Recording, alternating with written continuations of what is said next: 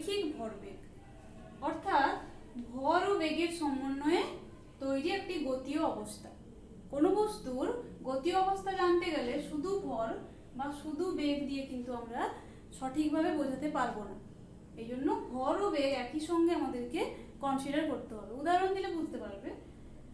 দুটো একই ভরের বস্তু, ধরলাম দুটো সাইকেল যাচ্ছে, একটা অনেক বেশি বেগ নিয়ে যাচ্ছে, একটা অনেক কম বেগ নিয়ে যাচ্ছে।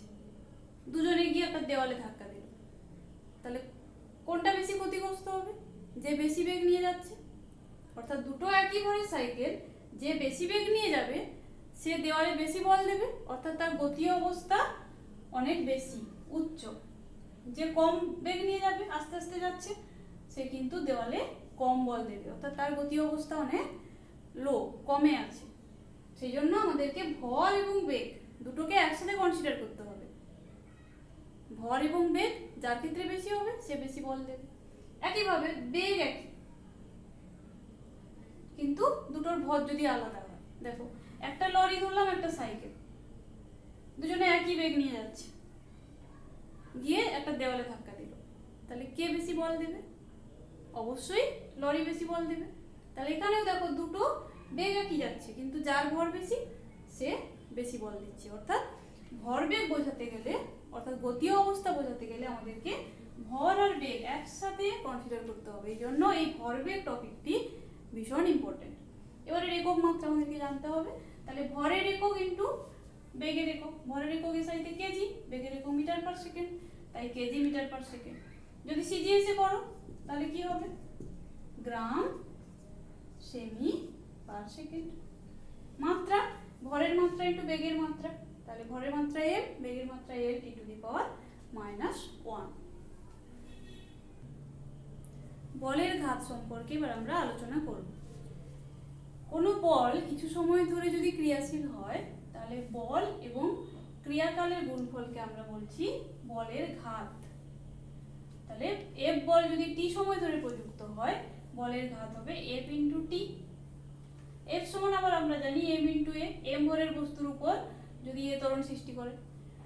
এম ইন্টু এর জায়গায় আমরা আবার বসাবো ত্বরণ সমান v minus u by t, অর্থাৎ তার বেগের পরিবর্তন v by minus u by t.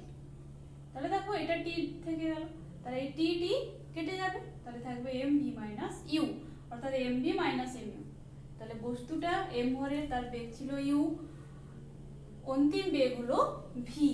তাহলে প্রাথমিক ভরবেগ এম ইউ, অন্তিম ভরবেগ এম ভি, অর্থাৎ ভরবেগের পরিবর্তন। দেখো কি কনক্লুশন আমরা পেলাম, বলের ঘাত ইকুয়ালস টু আমরা পেলাম ভরবেগের পরিবর্তন। অর্থাৎ কোন সংস্থার ভরবেগের পরিবর্তন ক্যালকুলেট করতে পারলে আমরা বলের ঘাত পেয়ে যাব।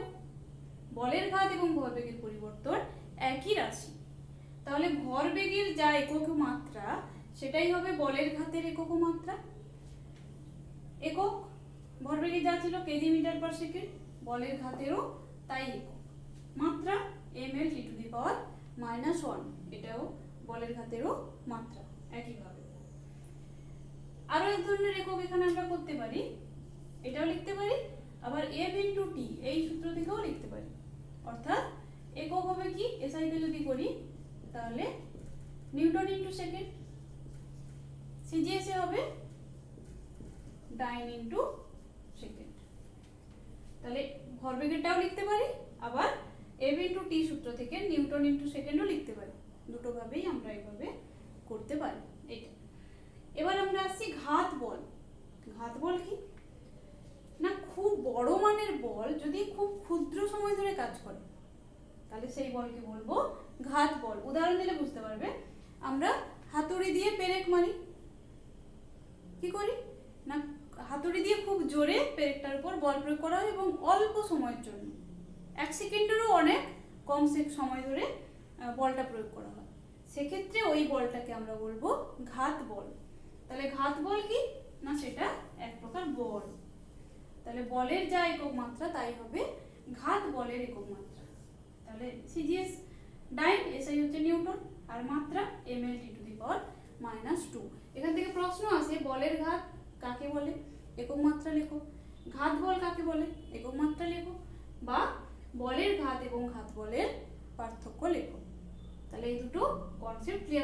বলের ঘাত কিন্তু বল নয়, ভরবেগের পরিবর্তন, আর ঘাত বল হচ্ছে একটি বল। রৈখিক ভরবেগের সংরক্ষণ সূত্র, পরীক্ষাতে বিবৃতি পড়ে, ব্যাখ্যা পড়ে। তাহলে কি করব, কিভাবে লিখব? ক্রিয়া প্রতিক্রিয়া ছাড়া অন্য কোনো বাহ্যিক বল অনুপস্থিত থাকলে, অর্থাৎ আদার্স কোনো বাহ্যিক বল নেই, দুটো বস্তু আছে, তারা নিজেদের মধ্যে ক্রিয়া প্রতিক্রিয়া যদি দেয়, তাহলে কোনো সংস্থার মোট ভরবেগ ধ্রুবক থাকবে। অর্থাৎ তাদের মধ্যে যদি সংঘর্ষ হয়, বিক্রিয়ার আগে বা সংঘর্ষের আগে যা ভরবেগ ছিল পরেও তাই ভরবেগ হবে। এটাই হচ্ছে ভরবেগের সংরক্ষণ সূত্র, অর্থাৎ ভরবেগ সংরক্ষিত থাকবে। উদাহরণ দিয়ে বোঝালে ব্যাপারটা বুঝতে পারবে। m1 ভরের বস্তু u বেগ নিয়ে চলছিল, m2 ভরের বস্তু u2 বেগ নিয়ে চলছিল। তাহলে সংঘর্ষের আগে এবার তাদের মধ্যে সংঘর্ষ হলো, তারপর দেখা গেল m1 ভরের বস্তুর বেগ হলো v1 এবং m2 ভরের বস্তুর বেগ হলো v2 সংঘর্ষের পরে। তাহলে ভরবেগের সংরক্ষণ সূত্র থেকে আমরা কি বলতে পারবো? বিক্রিয়ার আগে মোট ভরবেগ বা সংঘর্ষের আগে মোট ভরবেগ কত? এর জন্য m1 u1 প্রথম বস্তুর জন্য ভর ইনটু বেগ, প্লাস দ্বিতীয় বস্তুর জন্য m2 ইনটু u2। তাহলে এইটা হলো সংঘর্ষের আগে মোট ভরবেগ সমান সংঘর্ষের পরের মোট ভরবেগ, অর্থাৎ এটার জন্য হবে m1 v1, এটার জন্য হবে m2 v2। এটা হলো সংঘর্ষের পরের ভরবেগ। এই হলো রৈখিক ভরবেগের সংরক্ষণ সূত্রের বিবৃতি এবং ব্যাখ্যা, পুরোটা লিখতে হবে। রৈখিক ভরবেগের সংরক্ষণ সূত্র থেকে আমরা নিউটনের তৃতীয় গতিসূত্র প্রমাণ করতে পারি, অর্থাৎ ক্রিয়া প্রতিক্রিয়া সমান ও বিপরীতমুখী, এটা আমরা প্রমাণ করব। রৈখিক ভরবেগের সংরক্ষণ সূত্র আমরা এইমাত্র আলোচনা করেছি। তাহলে m1 u1 plus m2 u2 সমান m1 v1 plus m2 v2। এটাকে একটু সাজিয়ে নেব জাস্ট, দেখো m1 v1, এবার এটাকে আমরা ডান দিকে নিয়ে যাব। তাহলে m1 v1 minus m1 u1 equals to m2 u2 minus m2 v2। Just সাজিয়ে নিচ্ছি। এটাকে এবার টুগুলাকে আগে v2টাকে আগে আনবো, এই জন্য মাইনাস কমন নিয়ে m2 v2 minus m2 u2। দেখো এটাকে সাজিয়ে এটা লিখেছি। তাহলে এবার কি করব, দুদিকে t দিয়ে ভাগ করে দেব। t সময় ধরে কাজটা হয়েছে, এই জন্য t দিয়ে ভাগ করব। m1 v1 minus m1 u1 by t equals to minus m2 v2 minus m2 u2 by t। দেখো এই দুটো জিনিস আমরা কি পেলাম? তাহলে এটা দেখতে পাচ্ছি কি, m1 ভরের বস্তুর প্রাথমিক বেগ ছিল u1, অন্তিম বেগ হয়েছে v1। তাহলে ভরবেগের পরিবর্তন m1 v1 minus m1 u1 divided by t, মানে ভরবেগের পরিবর্তনের হার কার? প্রথম বস্তুর। তাহলে এটা হলো প্রথম বস্তুর ভরবেগের পরিবর্তনের হার। তাহলে প্রথম বস্তুর যদি ভরবেগের পরিবর্তন হয়, তাহলে ভরবেগের পরিবর্তনের হার মানে আমরা আবার কি জানি? প্রযুক্ত বল। তাহলে এটাই হচ্ছে প্রথম বস্তুর উপর প্রযুক্ত বল। তাহলে এক নম্বর বস্তুকে কে বল দেবে? দু নম্বর বস্তু। তাহলে প্রথম বস্তুর উপর প্রযুক্ত বল দ্বিতীয় বস্তু দ্বারা। তাহলে এখানে ধরছি, দেখো m1 প্রথম বস্তু, m2 দ্বিতীয় বস্তু। তাহলে এই বস্তুর উপর দ্বিতীয় বস্তু দ্বারা প্রযুক্ত বল, এটাকে আমরা কিভাবে লিখব? F21, অর্থাৎ দ্বিতীয় দ্বারা প্রযুক্ত বল প্রথমের উপর, এটাকে আমরা বলছি ক্রিয়া। দ্বিতীয় বস্তু প্রথম বস্তুর উপর কত বল দিয়েছে? F21। এটা দ্বিতীয় দিয়েছে একের উপর। তাহলে দ্বিতীয় বস্তু বল দিলে ভরবেগের পরিবর্তন হবে প্রথম বস্তু। তাহলে এই রাশিটাকে আমরা কি লিখলাম? এক নম্বর বস্তুর ভরবেগের পরিবর্তনের হার, অর্থাৎ এক নম্বর বস্তুর উপর প্রযুক্ত বল 2 নম্বর দ্বারা। এটা এবার এদিকে কি পেয়েছি, দেখো মাইনাস যা আছে থাকলো m2 v2 minus m2 u2 by t। তাহলে দ্বিতীয় বস্তুর ভরবেগের পরিবর্তনের হার, তাহলে দ্বিতীয় বস্তুর উপর প্রযুক্ত বল, তাহলে দ্বিতীয় বস্তুর উপর বল কে দেবে? প্রথম বস্তু। তাহলে এক নম্বর বস্তু এবার দ্বিতীয় বস্তুর উপর যে বলটা দিচ্ছে সেটা কি হবে? নিশ্চয়ই প্রতিক্রিয়া।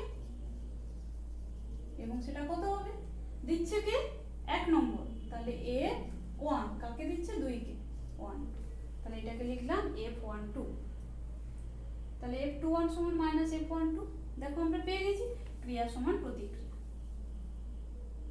এই হলো রৈখিক ভরবেগের সংরক্ষণ সূত্র থেকে নিউটনের তৃতীয় গতিসূত্র। এবার এর বিপরীত পার্টটা আমরা আলোচনা করব, অর্থাৎ নিউটনের তৃতীয় সূত্র থেকে রৈখিক ভরবেগের সংরক্ষণ সূত্র। আমরা ধরলাম M1 বস্তু M2 বস্তু, তাহলে M1 বস্তু M2 বস্তুর উপর বল দিচ্ছে F12। তাহলে F12 কি বলবো? প্রথম বস্তু দ্বারা দ্বিতীয় বস্তুর উপর প্রযুক্ত বল। 2 নম্বর বস্তু 1 নম্বরের উপর দিচ্ছে F21, অর্থাৎ F21 হলো দ্বিতীয় বস্তু দ্বারা প্রথম বস্তুর উপর প্রযুক্ত বল। তাহলে F12 F21 ক্লিয়ার।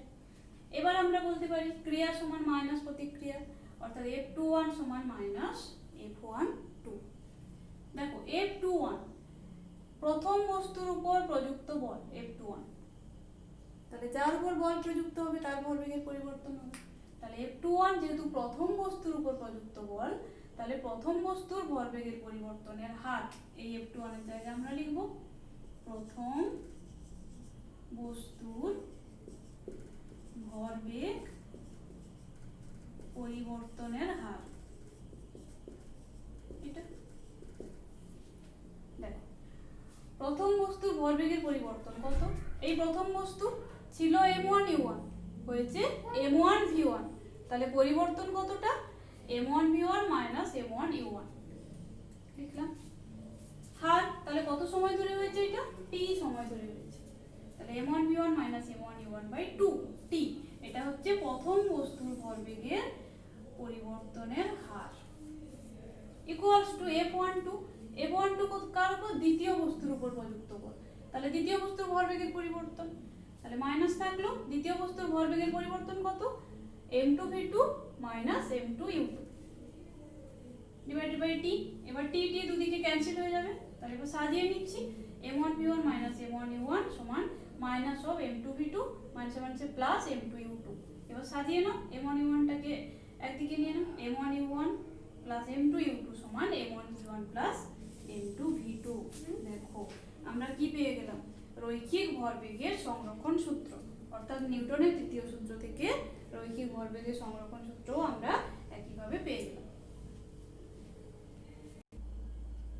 বন্দুকের প্রতিক্ষেপ বেগ সম্পর্কে এবার আমরা একটু আলোচনা করছি। আমরা কি জানি? বন্দুক থেকে গুলি ছোড়া, প্রবল বেগে গুলি সামনের দিকে বেরিয়ে যায়, তখন দেখা যায় বন্দুক সামান্য বেগে পেছন দিকে পিছিয়ে আসে, ক্রিয়া প্রতিক্রিয়া। এবার বন্দুকের বেগটা কত হবে সেটাকেই আমরা বন্দুকের প্রতিক্ষেপ বেগ বলছি, সেটা আমরা নির্ণয় করব। এখান থেকেও অঙ্ক দিতে পারি পরীক্ষাতে। গুলি ভর ধরলাম M1, বন্দুকের ভর ধরলাম M2। গুলির ভর বন্দুকের তুলনায় নগণ্য। বেগ, গুলির বেগ ধরলাম V1, বন্দুকের বেগ ধরলাম V2। যখন বন্দুক থেকে গুলি ছোড়া হয়নি, অর্থাৎ সংঘর্ষের আগে, দুজনেই স্থির ছিল, তাই বেগ শূন্য। বেগ শূন্য মানে ভরবেগ শূন্য, তাহলে সংঘর্ষের আগে ভরবেগ কত ছিল? শূন্য। এবার সংঘর্ষ ঘটলো, পরে ভরবেগ কত হলো?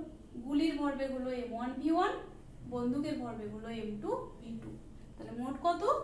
পরে মোট হলো M1 V1 plus M2 V2। তাহলে ভরবেগের সংরক্ষণ সূত্র অনুসারে আমরা কি লিখব? না M1 V1 plus M2 V2 সমান 0, এটা লিখেছি। এখান থেকে আমরা বের করব বন্দুকের বেগ, এটা অ্যাকচুয়ালি আমাকে বের করতে হয়। তাহলে V2 কত? এখান থেকে বসাবো। তাহলে M2 V2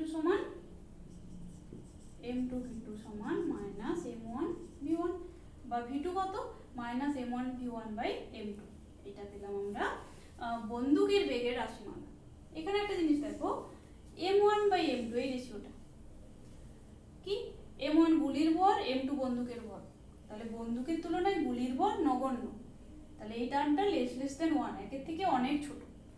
তাহলে কি হবে? নিশ্চয়ই V2 হবে V1 এর থেকে অনেক ছোট। তাই হয় গুলি যে বেগে বেরোয়, বন্দুক যে পেছন দিকে যায় তা সামান্য বেগের। তো তাহলে বন্দুকের বেগ গুলির বেগের থেকে নগণ্য, V2 লেস দেন V1। এবার এখানে দেখো নেগেটিভ সাইন পেয়েছি। নেগেটিভ চিহ্ন দ্বারা কি বোঝাচ্ছি? না গুলি যেদিকে যাচ্ছে বন্দুক যাচ্ছে তার বিপরীত দিকে। এই বিপরীত দিকের বেগ বোঝানোর জন্য এই কথাটাকে বলা হয় প্রতিক্ষেপ বেগ। এটা এখান থেকে অঙ্ক দিতে পারে পরীক্ষাতে। তাহলে এই পার্টটা পুরোটা বলগতি চ্যাপ্টারটা ভালো করে পড়বে, এখানে থেকে প্রশ্ন তো আসেই।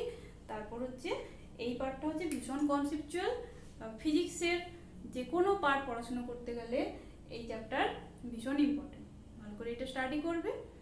দেখা হচ্ছে পরবর্তী ভিডিওতে।